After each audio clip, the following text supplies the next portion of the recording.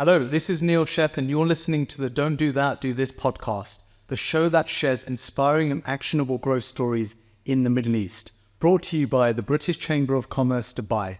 Today, we're talking about taking risks, launching and growing a business in Dubai with Chris and Amanda Redmond, who along with a few other businesses runs RedHolt. RedHolt is a global recruitment agency offering expert search and advisory services. We're also joined here by Katie Holmes, who is the General Manager for the British Chamber of Commerce, Dubai. Thank you, Neil. Really excited about this first episode. We can't do this without you, though, so please subscribe.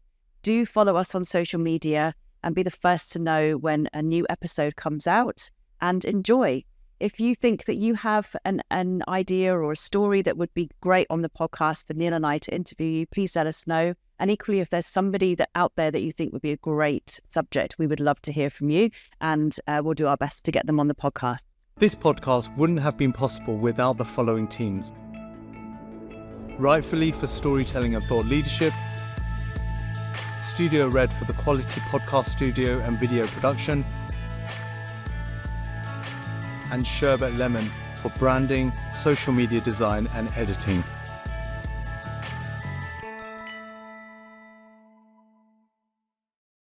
Welcome to the Don't Do This, Do That podcast. We have Chris and Amanda Redmond. Welcome. Thank you for having us. Good to see you, Katie. Good to see you. Thank you so much. Looking forward to this. So look, we've got loads of questions to help entrepreneurs and small businesses take their business to the next level. But let's start here. What's your favourite biscuit? Shall I start? Yeah, you can start. Okay, my favourite biscuit has got to be the world-renowned Jammy Dodger. You want to know the reason why? Definitely. Okay, so Jammy Dodgers, when you asked us this question before coming here today, I didn't have to think about it for very long before thinking Jammy Dodgers are my favourite because they remind me of my nan. I spent a lot of time with my nan growing up. I was her first grandson. I was born on her birthday, so we both share the same birthday. And without a doubt, whenever I went to my nan's house, she was like this 4 foot nothing little Irish lady. And whenever I went to her house, it was open peanut butter sandwiches. I don't know why she didn't put 2 slices of toast. It was always an open peanut butter sandwich. And Jammy Dodgers, what a mix. So Jammy Dodgers for me, if I ever walk into a meeting room and there's Jammy Dodgers on the table, like there is now, definitely that's the first thing that attracts my eye. Love it. Love it. What about you, Amanda? So I'm a little bit boring. I don't eat biscuits at all. I guess I'm kind of the opposite. I grew up in a household where chocolate and biscuits weren't really the thing. It was a bit more healthy, had to eat fruit. So yeah, a bit boring. Don't really Very eat boring. biscuits. Sorry, I haven't got a great answer there. All right, so we'll have to move that plate towards Chris then, yeah? Well, you can move. You probably shouldn't move it towards me, actually, because I'll definitely consume them. They'll be safe with Amanda. Let's put them on Amanda's side of the table. Kate, you like a Jammy Dodger? I'm partial to a Jammy Dodger. Yeah, definitely.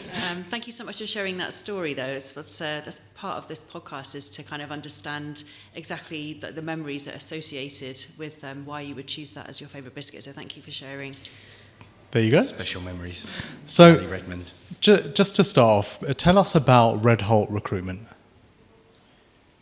Okay, so RedHolt came from the birthplace of RedHolt. The nucleus of our proposition is from the chapter of my career before I was in recruitment. You know, I worked in telecoms for years and years, worked my way up to a senior level group director, an organisation called Colt, which at the time was a 1.4 billion euro revenue line. 40% of our clients were trading floors across Europe, Deutsche Börse, Italiana Borsa, London Stock Exchange.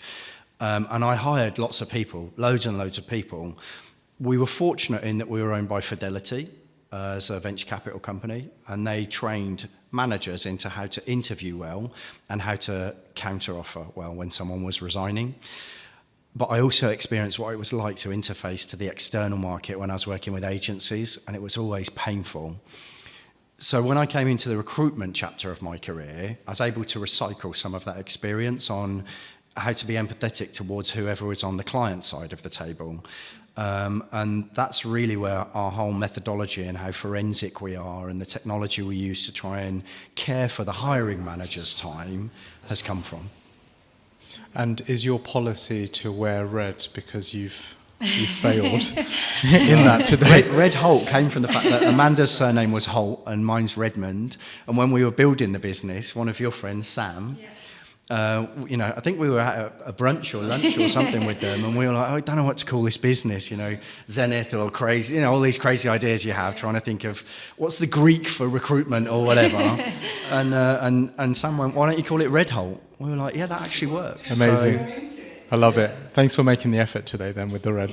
What were you doing before, Amanda, before you started RedHolt? I left sixth form and I want to just earn money, so made it to the big city of London and joined recruitment when I was 18. So I'm 17 years in now. So quite a she's a thoroughbred recruiter. Yeah, mine and Chris's career history is so different, but it's worked really well. And what's your roles? So Chris can talk for himself, but I effectively lead delivery, operations, finance, and Chris does everything else. We're the yin and the yang of each other when it comes to the business side. Amanda's not just business, actually life. I think we're total opposites in so many ways. I'm very free-spirited, creative. I love it when I've got an empty diary and I can just look at my day and go, cool, what do I want to do today? That would be Amanda's version of a nightmare day. Like, no structure. I'm like, this is a dream day. But I run all of the strategy, marketing and business development, all the sales side. So it works really well. And we're at a stage now as well where it's really important after being 8 years in and, a very, very healthy turnover as a business. The next chapter of our growth as a business is really about creating scale and structure and being able to aggregate what we both bring as individuals into something that's more formalized for the value of the business with hopefully some form of transaction within the next 5 years. And as a previous project manager for 10 years, I love structure and I can't work without structure. I love a good Excel sheet, and there's many people in business who are great at their business, they're experts in their space, but you ask them to plan a roadmap and it's all over the place, right? So, Amanda, what tips would you share around structuring your week, structuring your day? How do you make sure you're making sure Chris, the unstructured, is happy with the revenue side and the growth, but then you're also making sure everything's aligned? So for me, I have a to-do list that I physically write down. I'm still a pen and paper kind of girl. I write my to-do list every day, and whatever isn't completed rolls over to the next day. And I feel that putting everything in the diary is key, especially with Chris, my wild child, who, he's here, there and everywhere. I'm very much, I can go to a desk and work at a desk all day. Chris will be in 4 or 5 different locations throughout. So, putting everything in the diary, making sure you've got enough time allowed to talk about the subjects that you need to talk about. So organisation is absolutely key for me. With such different skill sets, obviously it seems to be working very well. When you're recruiting for RedHolt, how does that work in the interview process when you see something in somebody that you like and maybe the other one doesn't? It's a great question. I think we've changed and evolved our interview process throughout for that exact reason. We've got trusted people in the business that we also lean on for their opinion. It's quite interesting. Some of them are mini me's and some of them are mini Chris's. So you do get we like this person for this reason, we like them for that. But we tend to find we'll just meet in the middle if we differ on opinions and hope for the best. I'm not sure we do always meet in the middle. I actually think... Okay, fair enough. I actually think part of that evolution that Amanda's just alluded to is that we've learned to respect what each other brings. If Amanda puts her foot down and says, no, Chris, this person is not good because, I've learned to respect that because ultimately I've got the battle scar associated to what the implications of that are further down the line. And I think Amanda does the same for me. If I really want to advocate someone as bringing tangible benefit to the business for whatever reason, I feel as though we have quite healthy conversations, not only around why do you think that and really trying to empathise with each other's perspective, but then also ultimately where the weighting lies in terms of the decision. If it's too much risk, even if I feel too passionate about it or if Amanda does, I think mutually we do that. And I also think we've got a really good leadership team that are not scared to pipe up when it comes to hearing what we need to hear. Yeah. I think as well, depending on where this person's going in the business, if they're falling into delivery, I would probably have a stronger opinion, if you like. And if they're falling under sales or marketing, Chris would probably have the overall decision. But typically, we'll try and meet in the middle. Got it. So talking about Wild Childs, you've done the impossible. You're married, you've got 2 kids, 2 and 4, and you work in the business together. How does that work? I actually think that's one of the reasons that we've been able to be so successful within, less than 10 years. RedHolt's been going for 8 years. As you know, we've got other businesses as well, both together and separate business interests. Amanda's also on the board of a champagne company. And I actually think part of the reason it works is because we get like 3 working days out of everyone's normal day. Like if you were to split it into shifts, from the moment we wake up to the moment we go to bed, don't get me wrong, we're not business bores. We do a lot of cool stuff. But we're always kind of weaving dialogue into our interactions throughout the course of today, every day, to help our business. And that allows us to move forward really quickly because we don't need to book a meeting room with each other. We're talking about what's happening while we're taking the kids to school. It's always on the go. So I remember with my wife when I introduced her to the business. We both quit investment banking, and I introduced her. I said, "Hey, I need your help." And then she'll sit next to me in the office, and I'll say, "Hey, could I get some help with this?" And she'll be like, "Can't you do it?" And I'll be like, "And that's not how it's meant to work." And over the next few weeks and months, it got to the point where we wanted to kill each other. So our policy, actually, Dibner helps us in the business, but our policy is we can't be in the same office. And it works, it's great. But tell me the bad side. Tell me the struggle. Because managing 2 kids, Dubai's slightly easier from a lifestyle perspective for sure. But what's the bit that, it's really hard?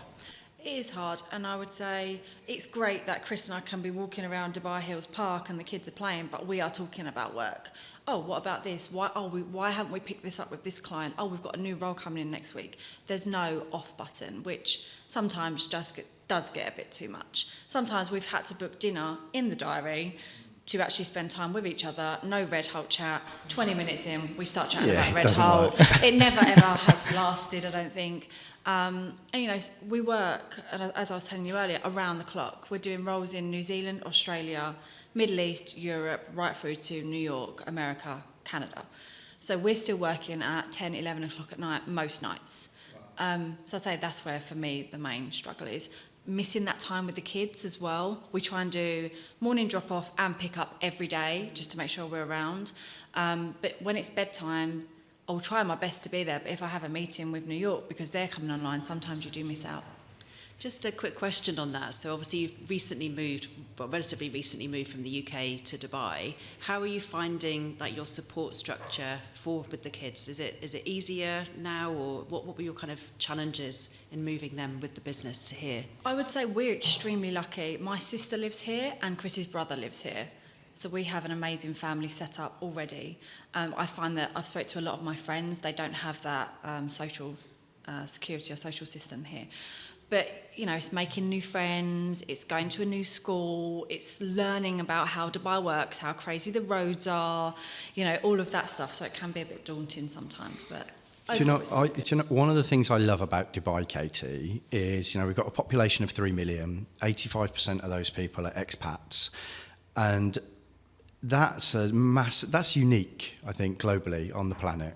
And it means to me that 85% of the people in any room, in any place, in any bar, at school when you're doing job, have also got the same problems as you, right? They've all moved here, they've all got families, the complexion of their life has got similarities to you, and they've all moved here for a reason, for a purpose. And I actually think that the recognition of that point is quite liberating in terms of how confident it allows you to feel to make friends and to communicate with people, because the chances are they've got the same agenda as you. And I think that it means you get this cohesion socially where people want to help each other. They want to collaborate, not just from a business perspective, but just to have a network. We've got some brilliant friends now. I'd say some of the best friends that we've ever had. just from bumping into them at school or here or there. Or I think if you just dial up a little bit on your confidence to interact with people, and I mean only a little bit, it can have a disproportionately beneficial impact. Yeah, it's a good filter, I would say. People that hear, like you say, that you've got shared goals as well. Yeah. And how do you, like, beyond meeting people at the school gates, have you extended your network, like your business network? What have you been doing in terms of that? Yeah, well, from a business perspective, I am a bit like Neo in the Matrix when he sees ones and zeros everywhere. In Dubai, I just see opportunity everywhere. Like, you know, we're here at Studio Red today. This was a business opportunity for me to make this. Amazing, let's do it. Just go for it. You know, there's a number of other things I've set up. RedHolt AI as well is another business that we've set up since being here. But what I find is that actually Amanda has to dial me back on starting a new business every week out here because I could. You know, and I feel as though it's because the air smells of ambition in Dubai. I mean, we met a few weeks ago. Yeah. A week later, we're sitting down having a collaboration chat at your pool. Yeah, absolutely. I find that, again, it's part of what I love about this chapter of my life and being here, Katie, is being around like-minded, entrepreneurial, interesting, ambitious business people. And Dubai's packed full of them. I do feel like people are so welcome to ideas here, maybe less so anywhere else in the world. Even here, we've been invited to a recruitment network, and we meet once a month and we collaborate on ideas. That would not happen in the UK. Everyone sees each other as an enemy. We do not share ideas. We're competitors. More guarded. Here, it's quite nice. Everybody meets and talks about what's going on. So I do feel like it's a nice place to meet up, and coffees and drinks and stuff to collaborate. I think people really enjoy passing connections on as well, because it's with pure intentions that you're recommending somebody because you've had a good experience, and then ultimately, in our experience anyway, the best networkers are those going into a room thinking, how can I help somebody else, rather than what's in it for me. You know, I think there's two sides to it as well, Katie. Just listening to my own thoughts, everything we're talking about is more that organic side, which has got quite a depth when it comes to authenticity. But I do remember one of the first things that somebody said to me when we moved out here was, you need to join British Business Group. And then, you know, because of my relationship with James Khan and helping to set up Recruitment Entrepreneur here, literally that day that I spent with James coaching him, we went to the LinkedIn offices, then we went somewhere else, and then we came over to SLS on the rooftop. I think that was British Business Group that arranged that, actually. And, it's like BBG is kind of one of the more structured and more well-established and credible, I think, bodies here. And I think if you can get that clutch control between having your own things and being tapped into something like British Business Group, then you get the full traction when it comes to rapidly developing your network of contacts and friends. Thank you. Maybe, nice plug. Yeah, maybe we could get James Khan on the podcast. Yeah, well, I speak to James regularly. So. He doesn't have to wear red, though. It's fine, unless he wants to. So there's, just to go into that a bit further, so I feel like there's a lot of businesses looking at Dubai, the potential, MENA as a region, Saudi. I'm often getting messages on Instagram going, Neil, I want to move to Dubai. I want to set up. Where do I... get those all the time. All the time, right? Yeah. And where do I set up? How do I go about it? Is there potential? What would you say to someone that is thinking about expanding their business to this region, knowing what you know, from a family perspective? Because, let's be honest, it's not cheap. Right? It's really expensive. And you talk about calculated risks in the pre-interview, taking risks, but taking calculated risks. So what would you say to that person who has a family, but also has the ambitions to come across to this region and expand? You want to go first? I feel like you need to be coming for the right reasons. And I think you need to understand that in the short term, you've got to stump a lot of cash to get your licenses, to get your visas, to get your medical. If you're going to put your children into a great school, you're going to drop a lot of money. Your car, your rent isn't you pay monthly. You pay over a certain amount of checks. I would recommend doing the due diligence first rather than just jumping straight into it. But, we learned that, and I don't regret coming, but the cost is definitely a massive upfront cost. It's bigger than we thought it was going to be. Definitely. Much bigger, I would think. I think one of the things as well, where we are classed as self-employed, you don't get a lot of credit assistance. So we had to go and buy our car cash. I didn't know that until we got here. Maybe a mistake, you learn lessons in life, but you have to find the cash to get a car, and you have to pay your rent, and you have to pay your school fees, and you're like, wow, I could have just put a deposit down on a flat. But, Yeah, it hurts, doesn't it? It hurts. It hurts the heart a little bit. But, that's the only thing I'd really say. Just do your due diligence on costs. Have you kept a presence back in the UK? Yeah, we've still got our businesses back in the UK. Yeah, still got our house. I just can't let go of it at the moment. I love our house in the UK, but the aim is to stay here. So maybe one day we'll... So here's a good example of where me and Amanda are really different, right? You want to sell? Yeah. So no. Well, actually, I can tell. I'd sell that house. I'd sell that I can house tell and from your reaction. I'd release the equity and I'd do something out here, because that's all Amanda talks to me about is getting an amazing villa here. I'm like, well, all the cash is sitting in that bricks and mortar in the UK, but the difference, I think, between us, all of the things that Amanda's just mentioned, all that cash outlay, and there was tens of thousands going out when we first moved here, that excites me. It's that. Gordon Ramsay talked about it recently on the High Performance podcast, Jeopardy, he called it. When there's skin in the game and there's something to be done, it's like, if I put this much down, how much could I get back? That attracts me. This is I the like yin and the that. yang, as you're talking. But that's the texture that I like in my life. That I like the feeling of that, because it's like, okay, let's do it. But life's too short to. I've got a saying: if you don't risk anything, you risk more. If you want to just stay on the track, fine, but expect a boring view. Get off track, go and do something exciting. Go and do something that other people won't do. So for me, the piece of advice that I would give people about moving to Dubai would be, just be aware of the fact that it's a yes economy when it comes to getting meetings. Everyone will meet you in Dubai. You won't struggle to get meetings in Dubai. You will have to focus on converting those meetings into business. Whereas in the UK, it's the inverse of that. It's harder to get a meeting, but if you get the meeting, people will have a more sincere motivation, so you're more likely to convert. It's the opposite here. Relationships are really key, and not Absolutely. just in Dubai, but throughout the whole GCC. And that's exactly that. It can take a year, but it's making sure it's that face time, the consistency, and then it's worth it. Yeah, but couldn't agree more. And having the patience to bear with relationships as well. Some of our best clients, we didn't actually move to Dubai to do business. That was not our motivation.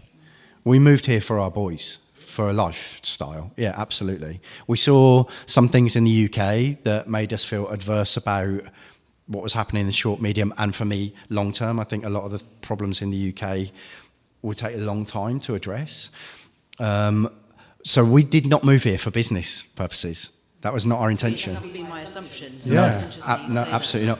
But I guess because of some of the gravity of the way we are and the way we network, and business came to us. And then I was like, I quite like this. This is quite good. And Let's it go. started the avalanche.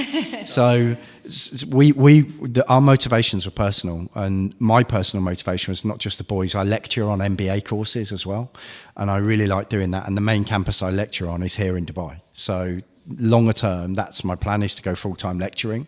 And Professor Chris. Yeah, Professor Chris, Gonna maybe. leave Who me knows? to deal with the whole of RedHolt, and he's going to go. And Yeah, I'm going to leave Amanda with the empire.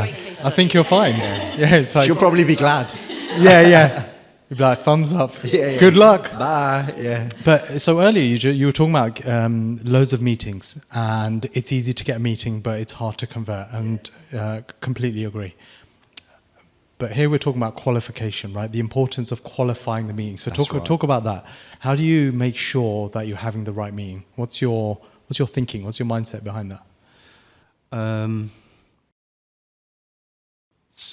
What you need to appreciate in the response I'm going to give you, Neil, is that my philosophy is that I will generally engineer opportunity from lots of situations. It's not so much about pre-qualification for me. It's about making sure you get traction from the meeting. So whatever jurisdiction you're in, wherever you are globally, follow up, follow up, follow up. You know, so I've got a rule of 7 follow-ups. Nothing's going to happen with 1 follow-up. Keep following up, keep following up, keep following up. But so for me, it's about making sure when you get that meeting that you're more actively listening than talking, and then making sure that in however you interpret the material you get, that you're doing something with it. Like, do something with it. Personally, I'll go to most meetings because you always learn something. You always learn something at an interaction with another human about yourself or them or the situation. It's about what you do with it afterwards. So I get what you're saying about qualification, but for me, it's actually about what am I going to do with the gift that I've just been given? Yeah, I've now got something. How creative can I be? How driven can I be? What can I do with what you've just given me? How compelling can I be to you to make you love me and what I've got to offer you because of what you just told me? Yeah, I really like that. A friend of mine says, no meeting, no coffee is too small. And you never know. I've had so many meetings. I'll often have someone message me, hey, could we have a coffee? And I have no idea where that's going. But I've always got this phrase in the back of my head, despite how many meetings are in my calendar, and I'm actually trying to reduce my meetings. But suddenly something will come up. It's like when we met. I had no idea where that was going. We were just meeting to do the pre-interview for the podcast. So great, love the answer. I have a quick question just on that. Yeah. So obviously you're a real giver of your time, but at what point, how do you manage when you feel your instinct and there's a red flag of somebody taking too much of your time and you know it's not going to go anywhere else? Like, how do you manage that? Just use your tact and diplomacy to chop it off. You know, I think that and I'm quite brutal about that in a soft way. Like if I do get an intuition before I meet someone, or if they're asking for a meeting and I'm like, I'm not just wasting my time, I'm actually wasting theirs. And I think it makes me feel disingenuous when I sit with someone and I know I've got nothing to offer them. I hate sitting in meetings like that. And if I'd have known before, it's like, you know, life is so short. And even if I spend an hour with someone that I knew before I wasn't going to be able to offer something to, why would you do that? It's a waste of life. So, but then if I thought there was going to be something and I meet them and then there is nothing, I will tactfully and diplomatically stand back from that. You know, I don't like hurting people's feelings. I don't like the style of business where people are rude and obnoxious to each other. I've got no time for it. And if someone's like that with me, it just tells me more about their values than mine, to be honest with you. So I just think you have to know when to put your foot down and when to go, no, this is not going anywhere. I've definitely got that problem. Yeah. I can have a meeting and feel really bad to cut it off and it end up being a 2-hour conversation and I'll be like, I should have cut that off. I've interviewed people before, Neil, where I've known within the first half an hour that they're not the right person for the job. And I know some people will hear this and go, well, if you booked an hour meeting, you should interview someone for an hour. If I know that person's not going to be right, I trust my intuition, I trust where the conversation's going, I make sure that I'd have evidence-based responses if they said, why do you think that? But I remember one day going all the way to Finland when I was working in Stockholm to interview someone with Maria, the lady that was HR director. Half an hour into the meeting, I said, look, I don't think there's going to be a marriage at the end of this courting ritual that we're going through. I need to tell you that I don't think you're the right person for this job. That he asked me why. He's a Russian guy. He asked me why, and I told him why, and he went, yeah, I probably agree with you. So you know, I think that having a bit of conviction sometimes when you get that intuition, you can actually create real value in the interaction by being authentic about how you're feeling. And you can do it in the moment, but again, it's about how you say something, not what you say. And I'm just wondering, actually, if you could talk a little bit about the AI element, whether that can short circuit so that you avoid those long, complicated interviews. So we've gone 25 minutes maybe without talking about AI. So I was wondering at what point it was going to turn up. Yeah, it's not a real podcast if you don't. Yeah, exactly. So about 3 or 4 years ago, I went to Amanda with one of my crazy ideas. I went, look, I think we should start using AI. You can do AI-based psychometric evaluations of people. They don't know you're doing them. It checks data points in the internet about them, and it builds a picture of what their psychometric characteristics are. Amanda's like, what the hell are you talking about now?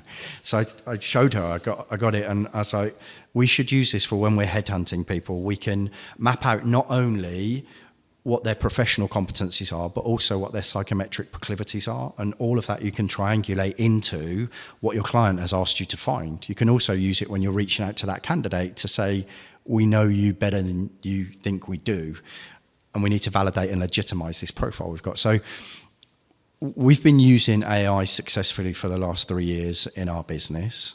We use it on every single search. I've actually now worked with the company that produced that to make my own AI-based company. We've got the exclusive rights for the UAE to sell that product. That's really helpful to people. You know, you said I'm quite generous with my time. When people are looking for a job, I always talk to them. Because if I can't find them a job, the least I can do is take them through their profile. And that helps them. And I say, look, use this. Look for jobs that stimulate your energizers. Avoid companies that have got a culture that will accentuate your drainers. And it helps them. And what goes around comes around. I remember years ago, I was on a training course, and it was, as a child, you're brought up to believe, treat others how you would like to be treated. Yeah. And this training course was treat others how they want to be treated. So there was an element of, I think it was Myers-Briggs, which is, real old school now. But it was really understanding in financial services, for me particularly, to go into an office with somebody that was a, red or an A or whatever I can't remember it was, how to present information to them to get what I wanted. It was so I can imagine this is sounds like on a very, very deep level. It's really powerful. It's profound. And I think using it comes with a degree of responsibility. So we've done this to thousands of people all over the world. I can remember only 2 instances where people have pushed back and gone, that's not right. How did you get it? And I see that reaction. I'm like, I know how you feel. This is what I'm thinking. I know how you feel. You feel violated. That's how they feel. But I quite like it when people do that, because I say, let's go through it together. And on both instances, it was a North American, very successful white male that had pushed back quite aggressively and been very volatile. And you know what? I knew why they'd done it, and I predicted it, because they were red. They were 90% red. It's an absolute red response. And the funny thing is, I'm still in touch with both of those guys. When I had taken them through it, they're both like, it's right, isn't it? And I'm like, yeah, you reacted like a red. There you go. Talking about recruitment, so we went to the BBG audience membership and we asked them to give us some questions. So we've got a question from Monica Mahi. Ready? What is the future of the expat workforce in the UAE in the coming years? It's a good question. It's a great question. I've got an idea to kick us off on that. Go for it. So, I think that Dubai's been going for 50 years, right? It's this incredible social experiment that we all live in.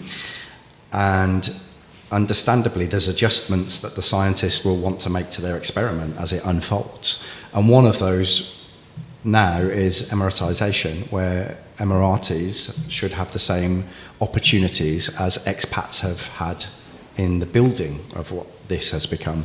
And I actually think that's going to start to balance the landscape when it comes to the future for expats in terms of coming. I can already feel it. We're in the recruitment market here, and that conversation is one that happens with most of my clients, if not all of them, if not when we're doing an assignment, but generally in the dialogue that I have with them. It's something that especially bigger employers legally have to turn their mind to now, and I can actually understand why as well, because there's a lot of amazing people in the entire rest of the planet, but what about families here that have lived here, that are part of the fabric of this culture in this amazing place? So I think it's going to be slightly eroded, but at the same time, there's still a lot of jobs. People underestimate how hard it is to get a job in Dubai. That's true. I guess I kind of feel a little bit different to Chris. I think growth is just going to continue from an expat perspective. And I feel like they know this. They've started talking about building bigger roads and new motorways because they know the expat community is just going to get bigger and bigger. The bigger companies are coming here. I think you've definitely got a valid point, but I do think the expat community is just going to grow even more than it has done. I get at least 5 approaches every day from people saying, Chris, I want to move to Dubai. Can you find me a job? And I'm not joking. I can believe it. Volume of people. And I think what I generally have to say to them is, there are jobs and it is growing, but a lot of the people who are here, have already got visas, and it's not as fluid in terms of movement. So I think both responses, Neil, have got validity to them. Well, who knows? You might be looking for a new CEO if you go down his professor. You heard it. That's the idea. There you go. No, there's definitely been an influx. I mean, even looking at the membership for the British Business Group of the last year, there's been 30% of those new members are new to the UAE in the last year. So yeah, my LinkedIn inbox is not as busy, but I also see a lot of interest. But it's for lifestyle, like for the reasons you said, you moved over across lifestyle, then job. But what I think what you're saying and what everyone's advice would be is get the job first before you land. I mean, even sort of 36 years ago when BBG was founded, it really was people arriving with a suitcase and a briefcase, and it was the land of opportunity. But now I would definitely exercise caution in coming here to make sure that you've got that set up, because it becomes a very expensive place to live when there isn't an income. And you don't want to land a job just for the sake of the salary either. And on that note, do you see a lot of movement once you've placed people, or do they tend to stay in those roles, or are you seeing, compared to London, people move around more? Might be sad. Yeah, it's much less fluid than London or New York or any of the other places that we recruit in. And I think it's the visa thing, Katie. I was going to agree. It's definitely the visa. Yeah. You're at risk. If you don't have that visa, you could be going home. Yeah, and there's a lot at risk. When people have got kids in schools and have paid those checks that Amanda spoke about for the next year of rent, it's people want to hold on to what they've got. Things have definitely changed in the last 18 months. So you've got a grace period now of about 6 months, where if you were to lose your job, and you've got that without having to do border runs, which I remember 12 years ago was the case, and also the golden visa. Yeah. And that makes people a lot more independent, and also the entrepreneurial visas. So I think that was the real turning point really for seeing so many people coming to Dubai, was that independence of the working visa. When we moved here, we used a company to help us with all of the advice and visas and all that sort of stuff. And as we learnt more, I thought there are things that I would wish they'd have told us, but I am very grateful for the fact that we had them, because it did help to expedite a whole horizon of things that we had to deal with. When we decided on January 1st, 2021, that we were moving, literally over breakfast, New Year's Day, by April we were here. That's how quickly it happened. So you just opened a can of worms there. You wish they had told you. Tell us more. I wish we'd have known more about different trading licenses and different trading zones. I totally didn't appreciate that there's over 50 regions within Dubai that have got their own characteristic stipulations and can be more or less appealing depending on what your nature of trade is. I wish I'd have known more about different banks and processes with banks. Some of them are quite antiquated when it comes to You've sat in a bank for a long time. The need to physically be there to do stuff. That was mind-blowing for me. And now I'm aware of the fact that I didn't actually have to do that, and I could have gone with other banks where everything's much more digitally facilitated.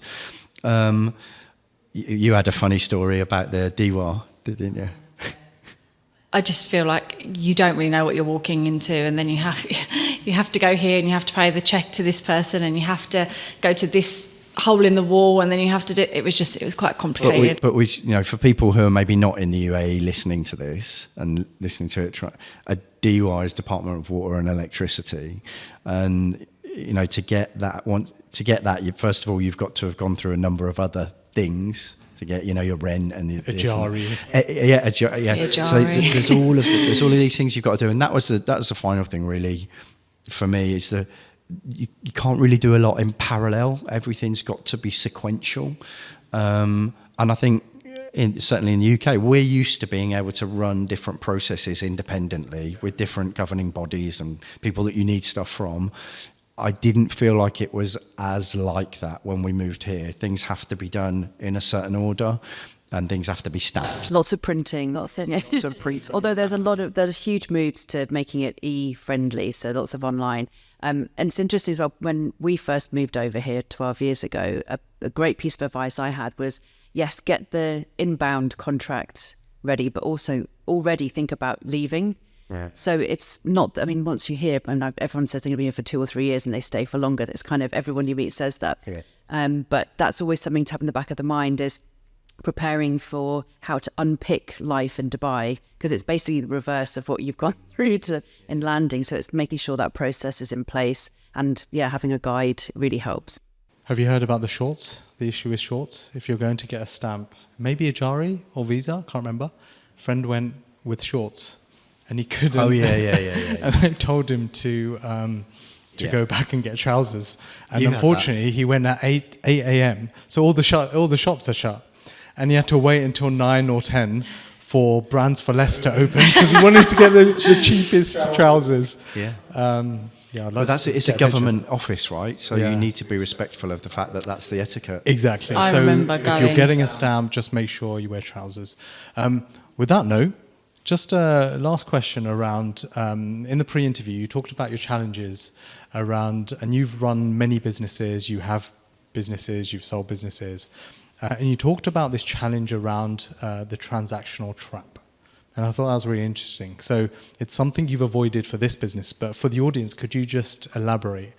Yeah, and I think it's really important, particularly when you look through this topic through the lens of Dubai, where relationships are super important. You know, we work in a sector in recruitment where the way a lot of our competitive horizon operates is very transactional. You know, get a job or spot a job, find a CV, send it, done. Right? And that's fine. There's a lot of people that make a lot of money out of doing that. But I actually think here you need to be really aware of the transactional trap, because if you fall into that mode, I actually feel like it's like sinking sand, excuse the pun. You know, it's really hard to get out of it. You need to be consultative. You need to be relationship orientated. And the nucleus of both of those things is value. Value, value, value. How am I doing or creating or saying something that creates value for you? If you're not intimate with what your value proposition is, very, very hard to avoid being transactional. You can sell anything without value. Now, it's on the shelf. People take it or leave it. But if you're going to sell here and you're going to do so successfully and sustainably, I think you need to be value orientated, and you need to desperately avoid being transactional. Love it. What a great way to end. So thanks, Chris. Thanks, Amanda, for the podcast. Thanks pleasure. for listening. Thank you for having us. Yeah, it's been great. And Thank Hayley you. as well. Thanks for listening to the Don't Do That, Do This podcast.